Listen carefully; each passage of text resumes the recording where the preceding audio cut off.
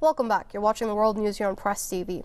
In Canada, Montreal police arrest 10 students after a protest against a decision by Quebec government to raise tuition fees. Over 1,000 students have marched through central Montreal. Police have declared the protest illegal and were out en masse to control the gathering.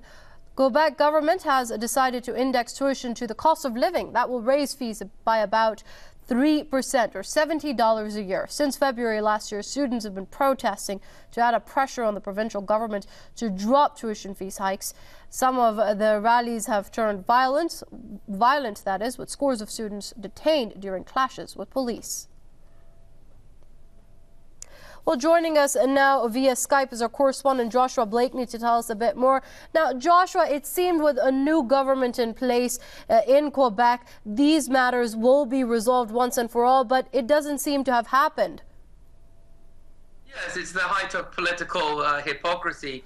Obviously, the government of Pauline Marois was formed on the back of the student protests that erupted about this time last year in February of 2012, where students were protesting the proposed tuition fee hikes of the Jean Charest government of the time.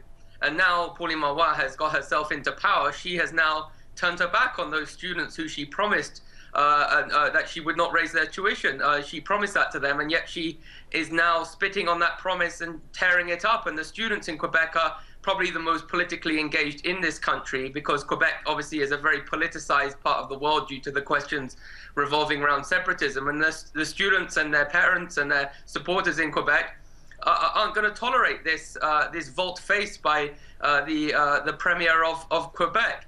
And so although the proposed tuition hikes now are slightly less than those that were being proposed by the Charest government, the students are looking at this country of Canada, where we have the third largest oil reserves in the world. We have the second largest uranium deposits in the world. Quebec itself produces a lot of hydroelectric power, which is very lucrative for somebody. And they're saying, look, we're a country with a relatively small population of 34 million people. We have endless deposits of natural resources. Why shouldn't an iota of this wealth percolate down to the student body, who after all benefit all Canadians? Because the more doctors, lawyers, professors that this country pumps out, the better it is for everybody. And so they're saying that they should not have to enslave themselves in debt in order to get a basic post-secondary education. And the class consciousness in Quebec is very pervasive.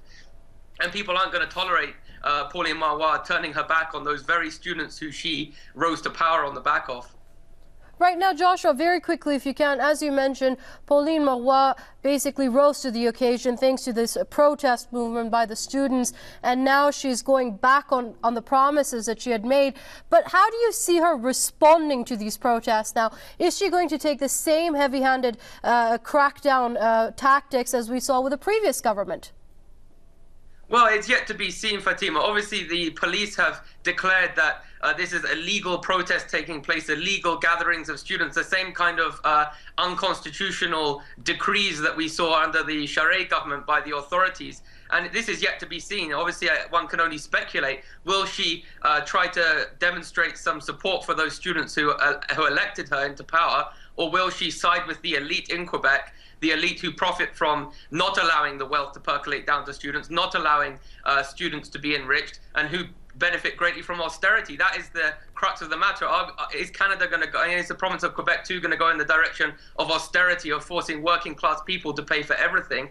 Or is the natural wealth that Canada is blessed with going to be used for the benefit of all Canadians, whether they be French Canadians or Aboriginal Canadians or the rest of the country? That's yet to be seen. One can suspect that the politicians, whether it be of the Quebec Parti Québécois stripe or of the Liberal stripe, will inevitably side with the elite, the capitalists in this country, and that's a sad reality, which is why we're seeing kind of bipartisan protests on the streets of Quebec.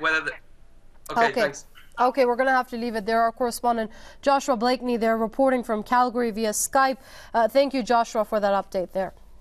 Well, an attack on an army bus in the Afghan capital injures at least 7 people.